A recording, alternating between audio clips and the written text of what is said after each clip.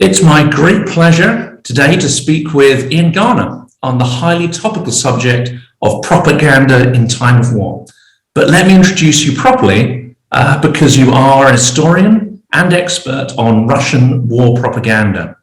You are also a world-leading authority on the myths and propaganda surrounding the Second World War Battle of Stalingrad in Soviet and Russian literature. You've been interviewed for the Washington Post, Rolling Stone, New York Times, BBC, Vice News, Mashable, and many other media channels. You are also a prolific commentator on Twitter. Welcome to Silicon Curtain Podcast. If you enjoy the material we create, then please like and subscribe to help boost the popularity of our videos in YouTube.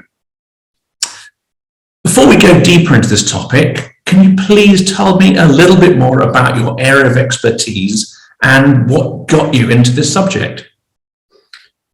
Wow, that's a really big question. I could talk about this for the whole hour and nothing else.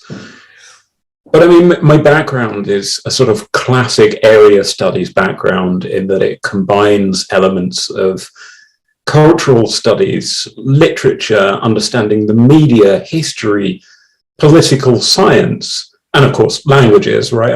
I'm a fluent Russian speaker. We can talk about why and how if you're interested. And this sets you up really well to understand something like propaganda, right? Because it's a phenomenon that crosses disciplinary boundaries really rapidly and affects all parts of society in all sorts of different ways, whether it's produced by people at the top and spread by people at the bottom.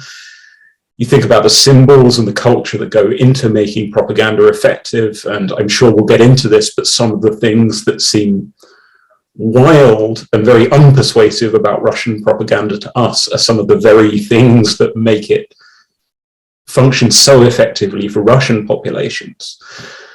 And so, you know, now is my time to shine, but I've come at this having studied the Crimean War. I studied the Crimean War as a undergraduate dissertation way back when at the University of Bristol in 2009.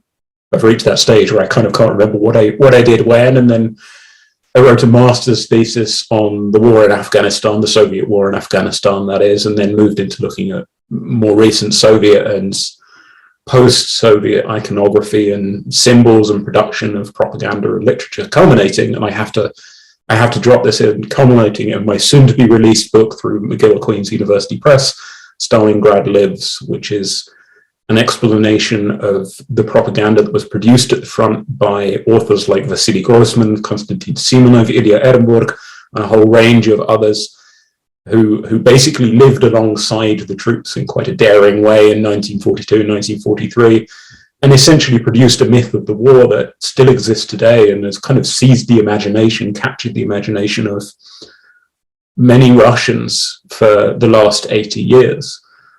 We can talk more about it, but what's really interesting for me is how much of the myth, and of course we're talking just before May the 9th, Victory Day, how much of the myth of the war that Putin draws on today was born at the front, in bunkers, in foxholes and dugouts by these brilliant prose writers, literary writers, and has basically, you know, turned up in the newspapers then and in books then, and has come down to us wholesale, word for word. And of course, we don't recognize it as English speakers when Putin says these bizarre phrases about victory and heroism and stuff like that. If you spent enough time in it, you go, oh yeah, I know exactly when somebody wrote that. I know exactly where it came from. And the fact that it sprang up very quickly at the front in 1942 is one of the interesting things about the war myth in the Russian cultural side of things. Obviously, you know, learning Russian is a great way to get into the subject, but, you know, all countries to an extent use propaganda, I mean, to a greater or lesser extent. So why did you choose to specialize in Russian war propaganda? Is it simply that Russia is involved in a remarkably large number of wars? I think that firstly, you're right, that war propaganda is important and war myths are important. You name a country that doesn't have some war myth at the heart of its national identity today, Well, I don't think you can, right? For Britain, obviously, the idea of the Blitz spirit, Dunkirk, the charge of the Light Brigade, and it's really interesting how many of these things are glorious defeats, right? For America, you can think of Iwo Jima, you can think of Pearl Harbor, of D-Day, and however many countless films have been made about those things, and every country has their versions of this. And what's interesting, of course, is that one is being born in Ukraine for Ukrainians today, which is a very undesirable outcome for Russia. They've accidentally given Ukraine its great national myth if it didn't have one before. But Russia in particular has been involved in some historical nation-making wars. Thinking back to the idea of its defense against the Mongols, the invading Mongols in the 14th, 15th centuries, and of course, its period when it claimed itself as the sole defender of Christianity against those Eastern, what they would call very unpleasantly and imperialistically hordes, and against Catholicism in the West. Thinking ahead a little bit, wars against the Swedes and Poles in the 18th century, that's Peter the Great's wars, right, where he made the modern Russian nation, supposedly. Scooting forward to the War of 1812, the Napoleonic Wars, where the Battle of Borodino was a great moment where Russia kind of entered the European concert of nations, announced itself as a great European military power that could not only go toe-to-toe with nations like the Swedes and the Poles, but do what other nations supposedly couldn't, and that is turn back the tide against Napoleon, right, when the British seemed to be on the back foot and everybody else had lost for years and years and years to Napoleon, and of course then they marched to Paris. Then you scooch forward a little bit in the Crimean War, well, a little bit embarrassing for them, but still an important moment in their nation, and the Crimean War is a particularly interesting example on the Russian side because we know it in the West as a mediatized war, the first kind of media war, because the Times correspondent, I forget his name, William, definitely had a surname, yeah, you don't. Anyway, the Times correspondent was there, and the Times was publishing photographs from the war. But Russia may not have had such of a free press at that time, but it did have war myths that came out of Sevastopol, in particular those written by Tolstoy, and Tolstoy was a soldier in the Crimean War, and his writing from the Crimea basically created a big movement to modernize the Russian state, again, it having fallen into a state of disrepair thanks to some, let's call it Tsarist mismanagement, for shorthand for a great many years of incompetent and vain government. Then, of course, we get on to really, if we skip World War I because it's very complicated, World War II, which is, this is the birth of the great Soviet myth, and really World War II for the second half of the 20th century and the second half of the Soviet period was the defining narrative for the Soviet government. They turned it into something where it looked like communism would no longer bring utopia. Nobody was really persuaded of this after the experiences of the 1930s and the 1940s. Nobody thought that this great Marxist utopia was ever going to happen. But the war, which seemed strange given that 25 million Soviets died, and there was once again a recurring theme in Russian wars, a great amount of incompetence by the Russian generals at the front led to a lot of the sacrifice. The war was always heralded as this moment where sacrifice brought something new, made new worlds possible, and once again announced Russia as a great power and a great nation. And of course, that sequence of wars misses out the Civil War, and I don't have the facts at my fingertips, but a vast number of people perished during the Civil War. But I guess that is perhaps too complex a narrative to neatly fit into this myth making. Although I believe in the Soviet Union there were quite a few films around the Civil War and the so-called heroism of the red side, not the white side, in that. Absolutely. Well, the Civil War for the Soviets, basically there were a series of founding moments that the Soviets tried to use to justify what they were doing, and to promise that the future was always about to come. The October Revolution, of course, was one of the big ones. And then the Civil War, where, yes, we were fighting the whites, but the whites were somehow anti-Soviet and therefore anti-Russian, because the two terms very quickly in the Soviet Union became pretty synonymous. To be a good Soviet and to be the best Soviet meant to be Russian. And so it was widely propagandized in many, many very tedious 1920s and 1930s books and movies, always with this spirit of sort of sacrificial heroism. And what's interesting, actually, is from just the things I've pointed out so far, is that Russia constantly finds itself having to re-promise to the public, re-promise to the nation that we're starting again. This is the big moment, right? This is the foundation. It's going to be, Peter the Great. It's going to be 1812. It's going to be, where have we got to? It's going to be Crimea. This is the time when we're going to fix it. No, now it's 1917. Now it's the Civil War. Now it's the Second World War. The future is always just a few months or a few years away, and it's always just sort of chasing away from you. And it's one of the interesting things that I think we ought to be thinking about today as we interpret, or as we seek to interpret, what Russians are making of the war in Ukraine, which seems to be going really badly. I'm not a battlefield expert, and I can't tell you who's going to win the war. But things don't look like they're going to plan, right? I think we can all agree on that. In fact, it's not necessarily a bad thing. Sorry, it's fitting historic pattern, isn't it? I mean, you could compare it to the Russo-Japanese War, the two disastrous Finnish wars. It seems to be fitting into a kind of historical pattern of epic defeat. Yeah, but epic defeat often leads to these sorts of epic renewals, right? Even if in reality it's not true that happens. It doesn't matter, because the myths of these wars will be presented as such and shaped as such to make it feel that way. And I find it really unlikely that this sort of war will be widely dismissed or forgotten or somehow become a point of embarrassment or humiliation for Russians, unless things become really mind-bogglingly disastrous for them, unless there's a complete military collapse and perhaps an economic and political collapse to go with it. And I'm not sure of whether that will happen, but it, again, seems unlikely right now.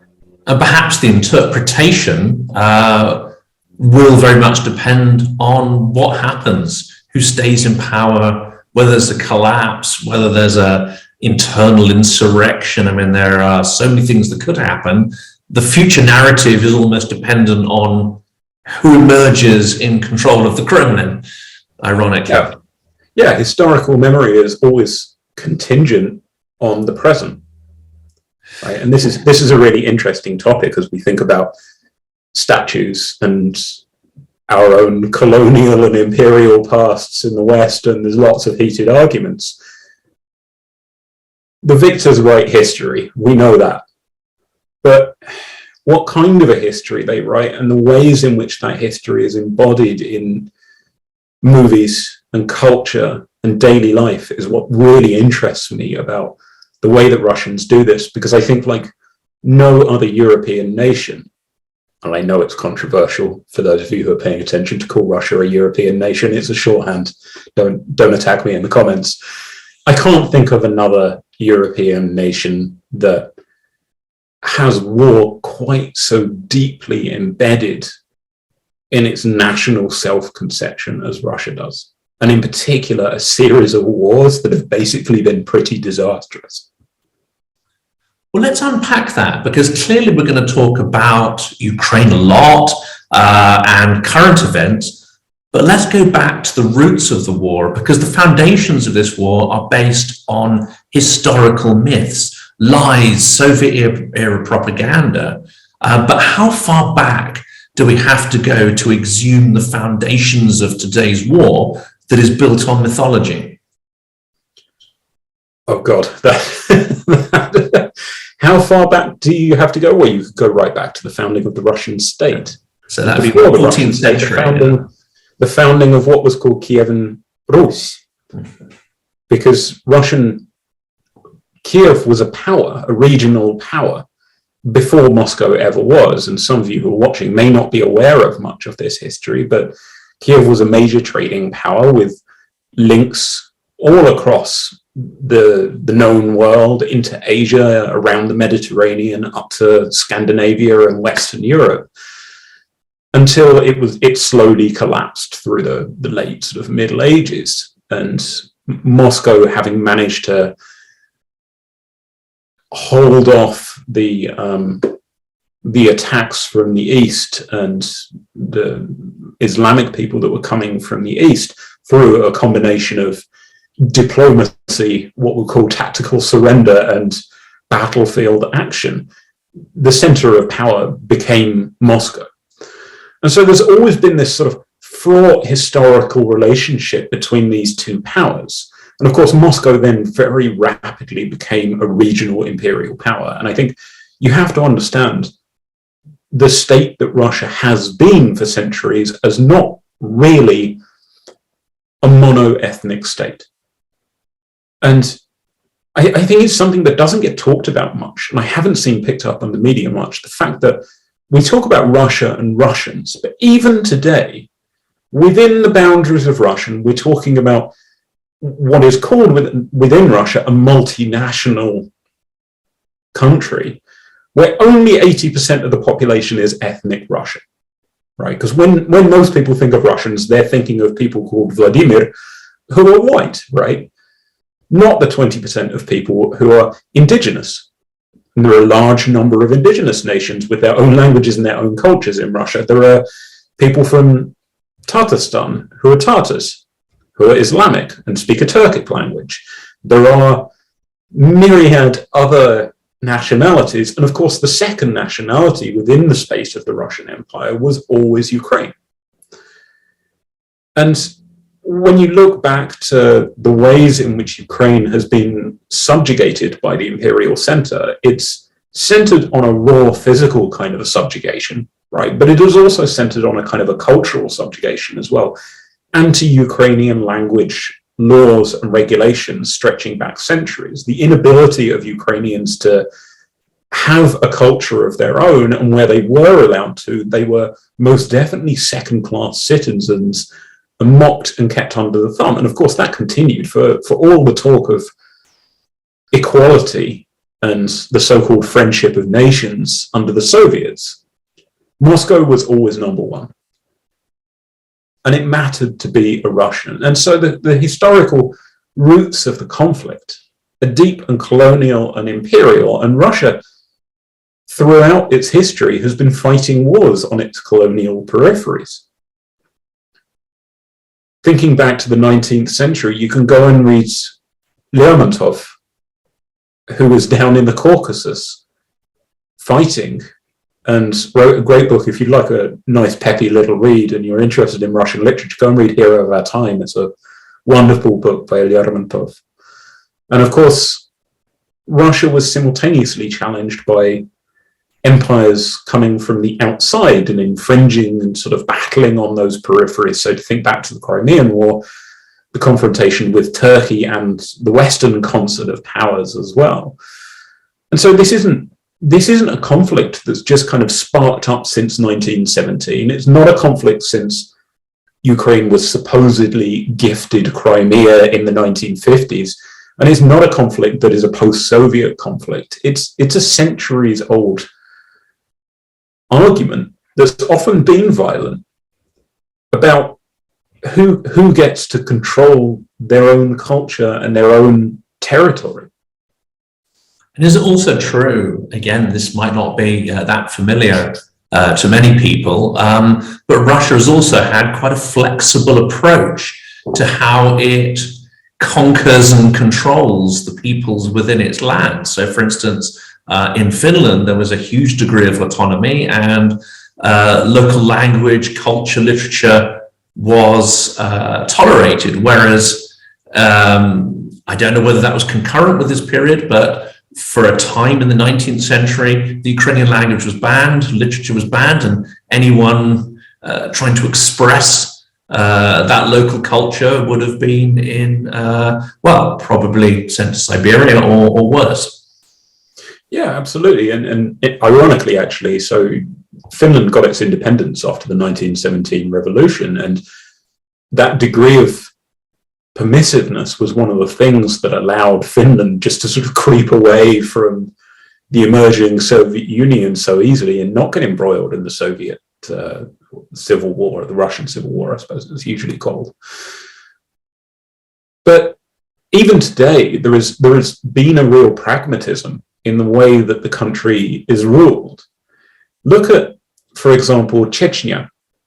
And of course, there was a brutal civil war in Chechnya that went on for years, through the 90s and the early 2000s. And Russia ended up, this is Putin's supposedly great accomplishment in his early years in power, he basically flattened Grozny, right? Just destroyed it. And the stories that came out of that environment were really, really hideous. It's been cast as a genocide, and I think I'm not a lawyer or a scholar of the law, but certainly atrocities were committed, and there is a lot of genocidal language and a lot of genocidal intent around the war in Chechnya. And after that, Putin actually put Ramzan Kadyrov, who is now the chief of Chechnya, I forget his exact title, the governor, the leader of Chechnya, Putin put his father in charge of Chechnya, even though he'd been, at one point, one of the rebels.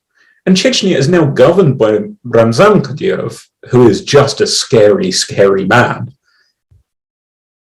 as his own sort of personal fiefdom. And Russia doesn't, I mean, it has a presence there and it has some control over the country, but it's almost like a country within a country that more resembles something like, and forgive me for this comparison because people won't be that familiar with Canada, it more resembles something like the province or the territory of Nunavut in Canada, which is essentially self-governing, rather than one of the states in the USA, right? Why is that the case? Well, Putin doesn't want an Islamic republic within Russia. I'm sure he'd much rather have just flattened it and replaced it with an ethnic Russian construct. But it's pragmatic, right? It's got the victory. And so it's one of the surprising things about the war in Ukraine. The scale of the war, to me, seems to be distinctly unpragmatic. It seems to be a really inefficient way to bring Ukraine to heel. And if we turn this to the propaganda front, if you look at Russia's wars, numerous wars from flattening Grozny onwards, propaganda has been relatively effective at confusing, muddying the waters, covering their tracks. There's been no real international pushback against Putin up until now. I think, as you say, because it's been pragmatic and also because the propaganda has had enough confusion to get its teeth into. They could spin the story that in Chechnya, all terrorists, they're all extremists.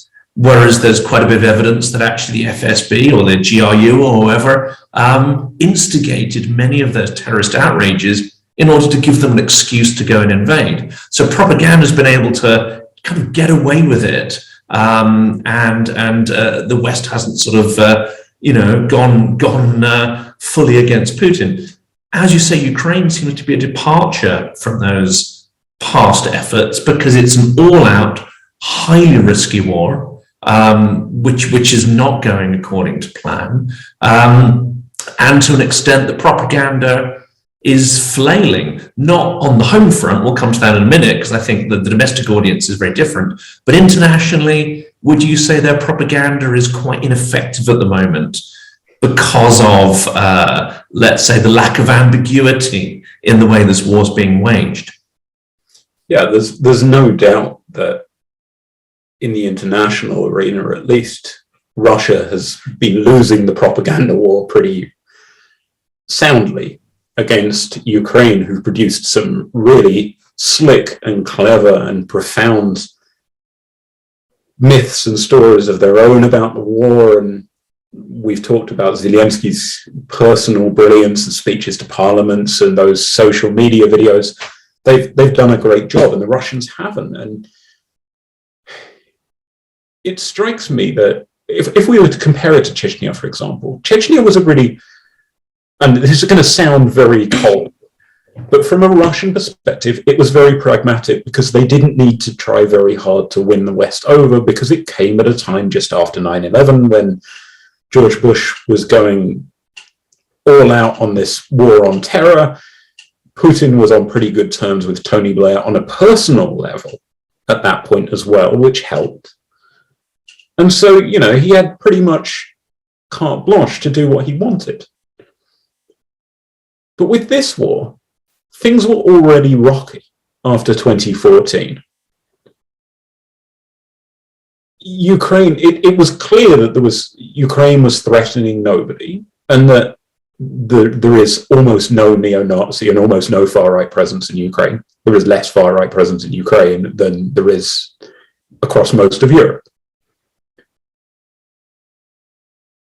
And to invade in a full-fledged way in which Putin has, just seems to me that, and you can't prove it at this stage, but I just get the sense that they've been drinking their own Kool-Aid for too long about Russia's strength, about Russia's ability to propagandize abroad, about Russia's ability to prosecute a war of this scale rapidly and quickly and effectively. And that's left them in a position where they're fighting an uphill battle.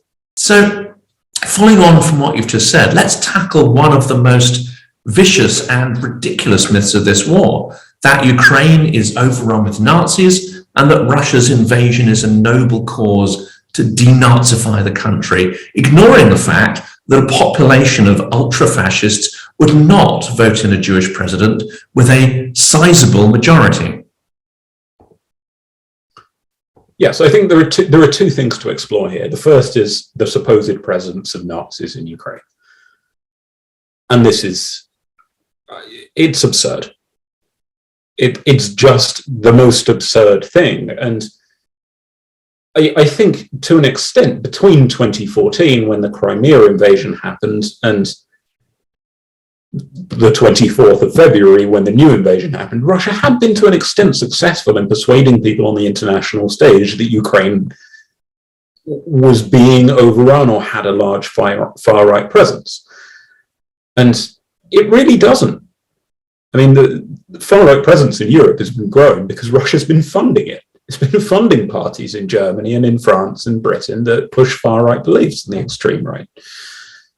So it's just nonsense that these people are here. What's the real catalyst? Well, Ukraine is an increasingly democratic nation that's moving towards rather than away from democracy. It's had a real presidential election, a real parliamentary elections with peaceful and regular transitions of power.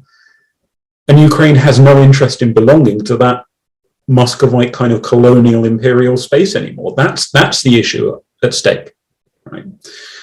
And then the other issue that we have is the kind of illusions that Moscow is making. And this is where things just get weird for Western viewers. This is where things get really hard to follow, where anybody would be persuaded by any of this when the evidence is so transparently flimsy. When we go back to the idea of the memory of the Second World War, this, as I mentioned, became the defining moment for Russia and the Soviet Union. It became a sacrificial moment, and it became essentially a religion. This is the way that you have to understand the propaganda. This is religious allegorical messaging that is being broadcast to people who are more like the adherents of a faith than people like you and I when we read newspapers and we're looking for facts and figures and numbers and rational proof, right? And so this religion basically functions around a sort of a pantheon of saints, people who've sacrificed themselves, ordinary people who are, sanctified in stories and movies and books. It functions around rituals like the parades around Victory Day, like the kind of semi-ancestor worship that you will have seen, people holding images of their dead relatives. And increasingly, it's actually become attached to the real church under Putin, where there is, if you haven't seen it, go Google the images of the Cathedral of the Armed Forces in Moscow, which is this huge new church. It was opened a couple of years ago, on Victory Day, of course, but is a real church, but is adorned with images not just of quote-unquote regular saints, but also military saints as well, including saints from World War II. And Putin and the Patriarch attended the opening of the church. The Patriarch today is blessing the war. And so World War II, the church and the state are all mixed up together, right, in a big old mush. It is theologically unsound. Don't try and make sense of it on that level. But here is what's important to understanding the Nazis' narrative in Ukraine today. To be good, in the religious sense of good and evil, to be good is to be Russian. To be Russian is to be religious. To be religious is to be both Orthodox and World War II religion-ish. I can't think of what you would call it, right? But, you follow the faith, you buy into the faith. And the bad guys are Nazis in the faith, right? The Satanists are the Nazis and the Nazis are the Satanists, because the church and the World War II myth are so intimately mixed together.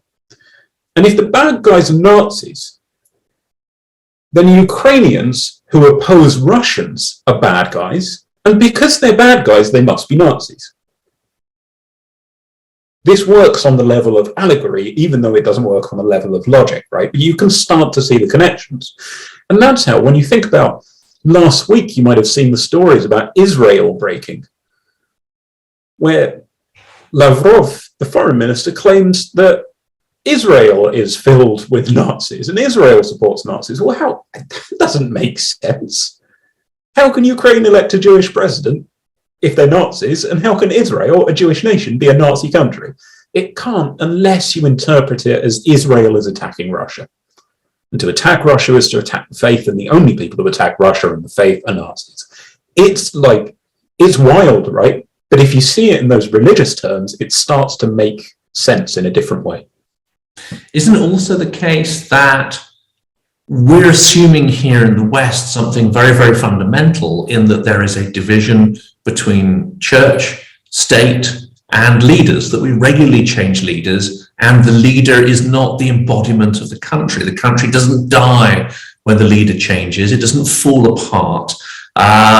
It's just that we have another leader and they change their policies, and the country and its identity carries on.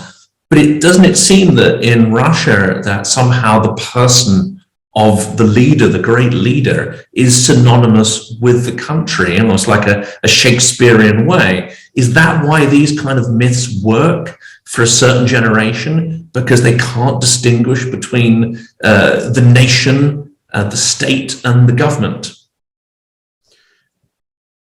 I think certainly with the church and the state and the government, yes. But I think the leadership question in Russia is slightly different. And the way that Putin is portrayed is a little bit different from other dictators. When you think about the image of Hitler or Stalin, or even like the Central Asian dictators today, or you look at North Korea, where the dictator is typically kind of deified. He is synonymous with the nation, and the nation is synonymous with him. And of course, it's always a man, right? Name a female dictator. You can't. And yet, Putin doesn't, it seems to be a different phenomenon to me. And I've only started to think about this recently, so my thoughts are quite inchoate, but I think it's important. I think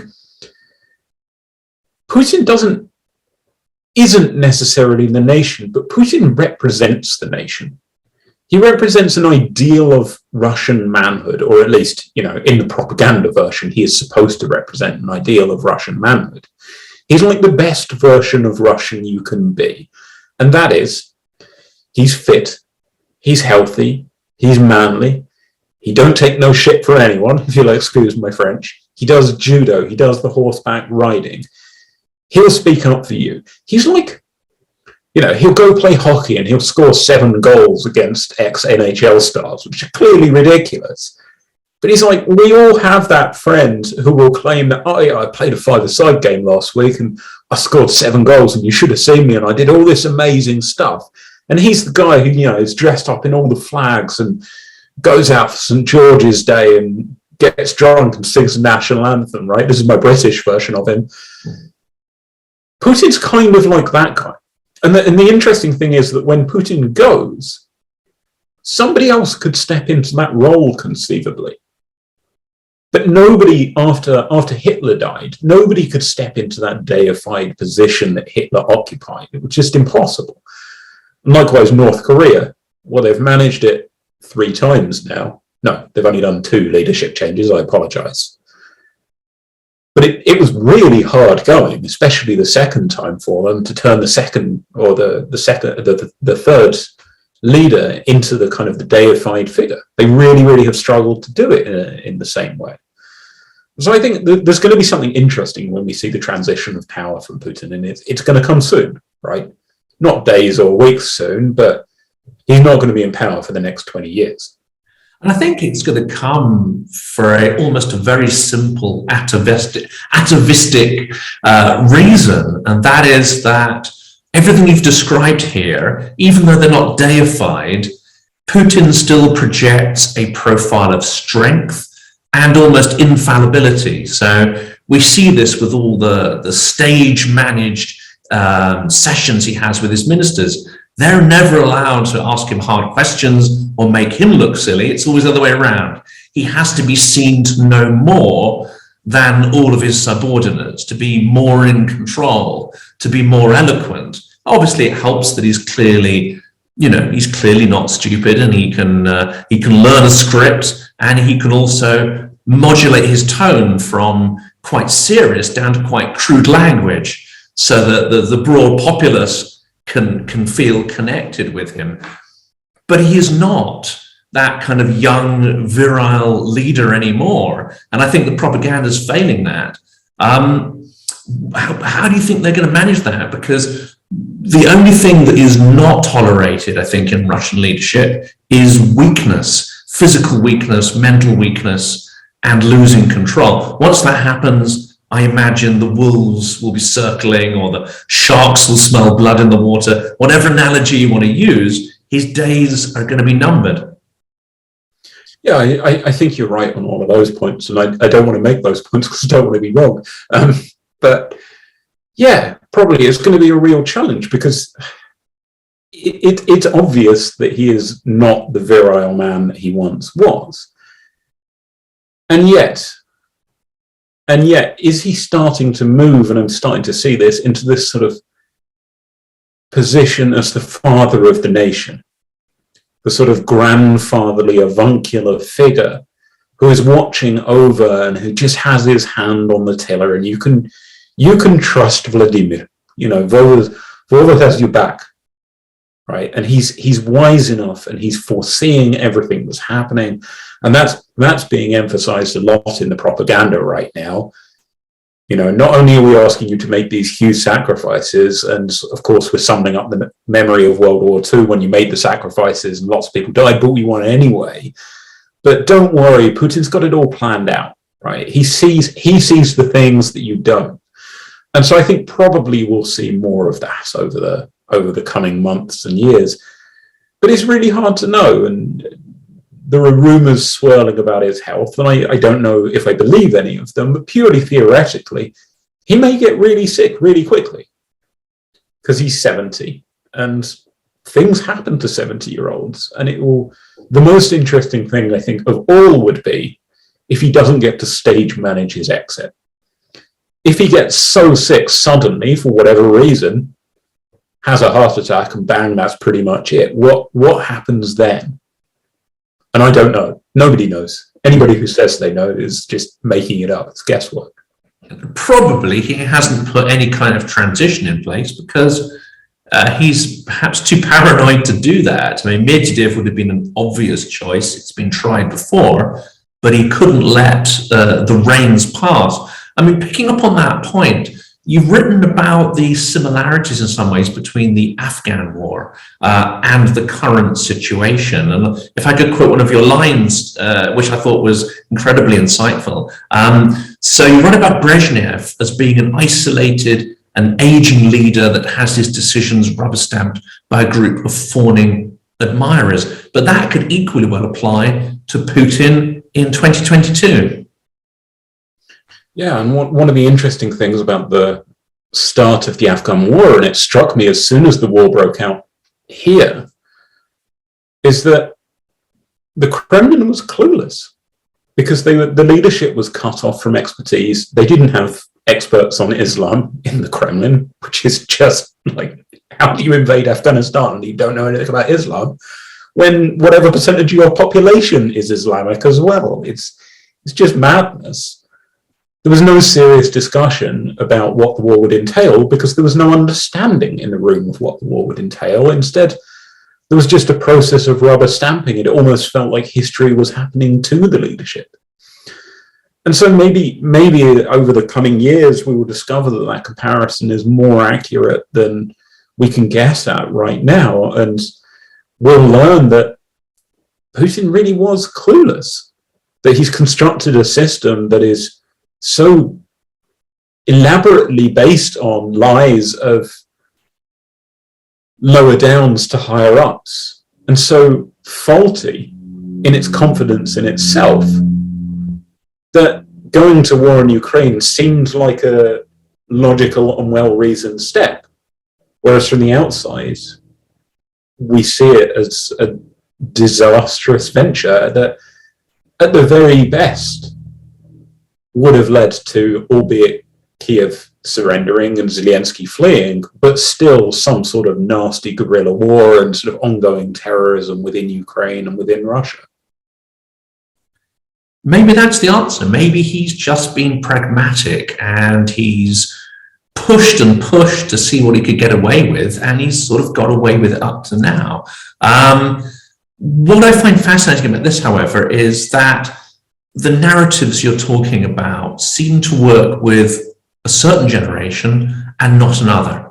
There seems to be a distinct demographic split in Russian society, which is possibly what's led us to the current events, the feeling that he is losing control of a section of the population. I've seen quite a lot of these sort of street interviews or vox pops done by the remnants of Navalny's team and others who are still in the country, where they just stop people in various cities and interview them. And there seems to be an absolutely clear-cut pattern. Those under 40 in the large cities tend to get their news from the internet and have an extremely negative view on the war, and in fact express sentiments that are almost exactly the same as you'd get interviewing people on any European street. Whereas those over 40 that predominantly watch TV buy into that propaganda, buy into the lies hook, line and sinker, and their worldview is broadly imperialistic, Russia-centric, and not something which we in the West would recognize at all, unless, of course, you put your 19th century hat on and looked at the world through that lens. To an extent, you're right. And I'm going to be a little bit contrarian, just to try and sort of blow up the narratives that we've created around the war. I actually think this split is not as binary as you make it out to be. And yes, there are a great deal of millennials in Russia, especially the more liberal-leaning metropolitan types, who don't support the war and don't support the government. But there are many others who have a stake in the regime, who have a stake in society, who have relatively comfortable lives for various reasons, and who, interestingly, are increasingly Orthodox Christian, which today, as we've established, means being wrapped up with the religion of the state as well, who are actually not just accepting the war in a sort of passive way, but quite keen on the war. And the other generation that I think we should be looking at, is Russians under the age of 18. Because when we look at millennials, they remember the 2000s, they remember the 2010s up to about 2014 when the economy collapsed with Crimea. They remember the idea that they might become more European, more middle class, and more outward looking. They remember what it was like when the propaganda was not quite so relentless as it is today. And I think that's one of the reasons that group feels disenchanted. They feel like the rug has been pulled from under them. But if you think about a kid who's 16, 17, 18 or younger, they don't know that. They don't remember that. And they're being brought up with these very extreme nationalist ideas surrounding them. They're the ones that are going to the kind of worrying Cub Scouts with guns style youth groups. They're the ones who are being inculcated in schools with all sorts of beliefs that are just, to us, completely out there. And so if Putin can hold on for 10 years, well, the liberal millennials are just, they're gone, right? They're disenchanted. The conservative millennial, they're going to be the ones who are stepping into positions of power within the regime and within the state. And that younger generation, there's no guarantee that they become more liberal and more anti-government and anti-war or its synonyms in 10 years' time just because they're young. And in fact, you've written something I didn't know about, but is absolutely fascinating, is that Putin has ordered the creation of an approved canon of Russian literature to be taught in schools, a list that is highly selective and contains none of the 20th century's great anti-authoritarian books, like Pasternak's Dr. Zhivago, Zamyatin, Bulgakov, Master and Margarita. None of these are on the list. Nothing that would prompt people to question authority, power, and history. Do you think that plays into this idea of a younger generation being molded, engineered, brainwashed in a kind of Soviet style? Yeah, absolutely. And it is going back to a Soviet style education. And you've got to remember, of course, the Soviet era wasn't that long ago. And if you're, let's say, a 60-year-old head teacher of a school nowadays or a principal, and you're born in what, 1962, that's right? Yeah, I'm not a mathematician. So you grew up under the Soviet system. You would have learned to be a teacher under the Soviet system, and you would have clear memories of the 1990s when everything was basically pretty terrible, especially for teachers who had very terrible salaries. You're probably quite likely to be conservative, and therefore don't assume that even teachers are going to go against this stuff, right? Just because they're educated individuals, they may be quite comfortable with teaching this sort of syllabus that's quite reductive. All of this, then, as we're moving towards the end of our discussion, right? All of this is quite bleak.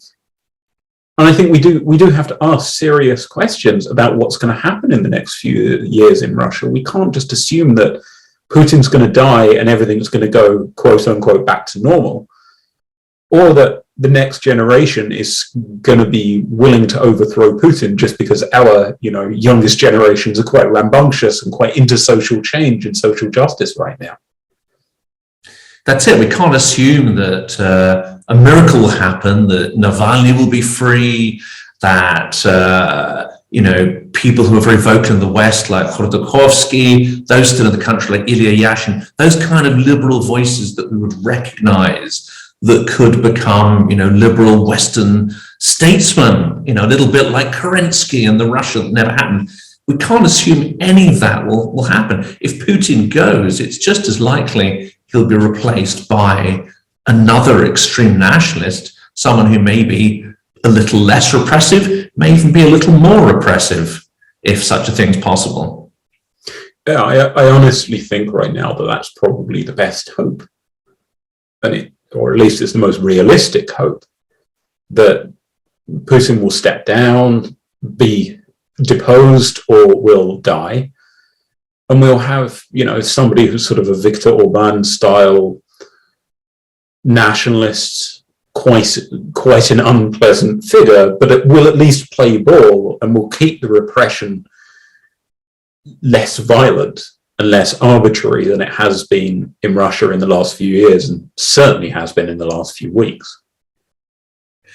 And that's worrying as well, isn't it? Because even if this war ends cleanly, and it's difficult to see how it will end cleanly, how the Russian army will be expelled from all the territories except perhaps Crimea, it's difficult at this point to see how that might happen. But, unless there's some kind of liberal takeover in Russia, you won't have organizations like Montreal coming back. You won't have an honest assessment of past crimes. You won't even have an honest assessment of the crimes that are being carried out right now in what is really a genocide. I mean, many people are now sort of labeling it as such. If we look at the German experience, it took actual decades, to forge a post-war identity, to come to terms with the guilt of its past actions, and that only because it was occupied, and that education, that rigid sort of re-education or denazification was imposed upon the country. None of that's going to happen in Russia, is it? In a word, no.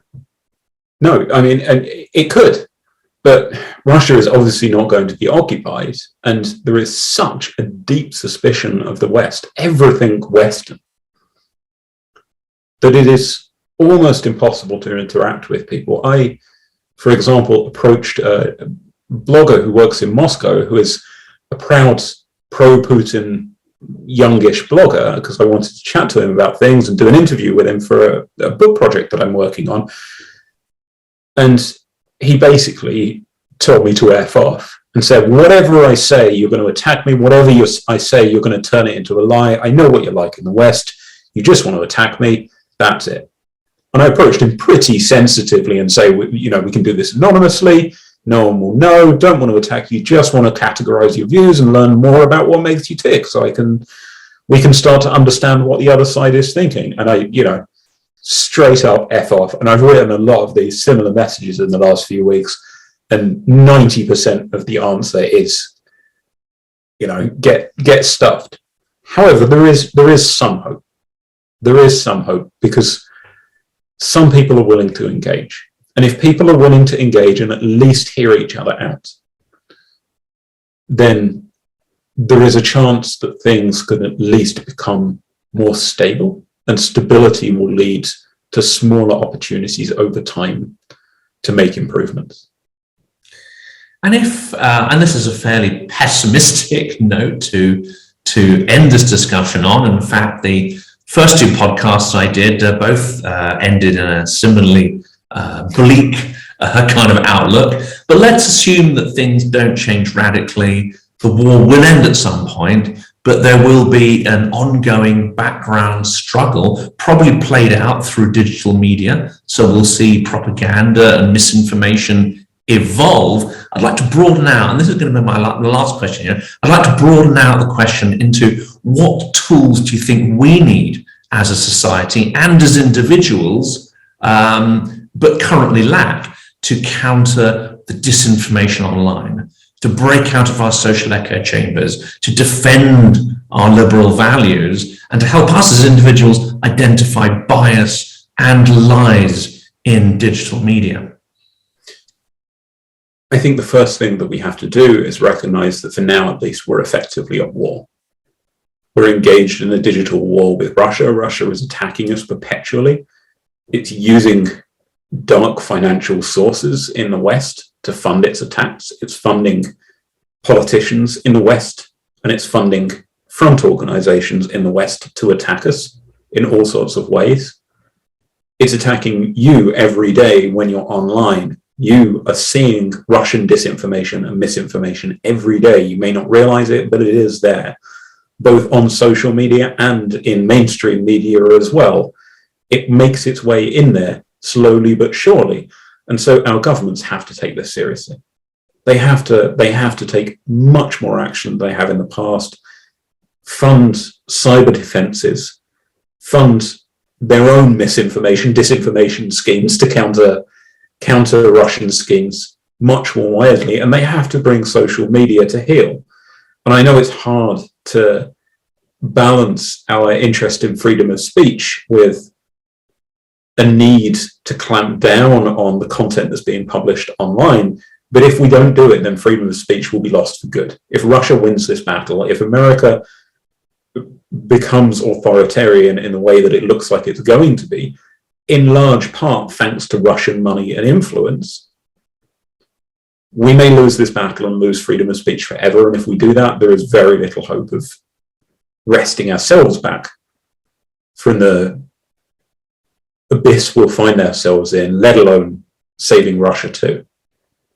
Almost makes China look relatively benign. When I say that, knowing about terrible things the Chinese government is doing, but they don't seem quite so intent on destroying their own population and impoverishing them. That certainly is a bleak note to end it on, but also perhaps it's a rallying cry for us to really fight for our rights more and to become far more educated about digital media and the biases and lies that are propagated through it. I want to really thank you, Ian, for this fascinating discussion and for taking out so much of your precious time to speak with me today. You're very welcome.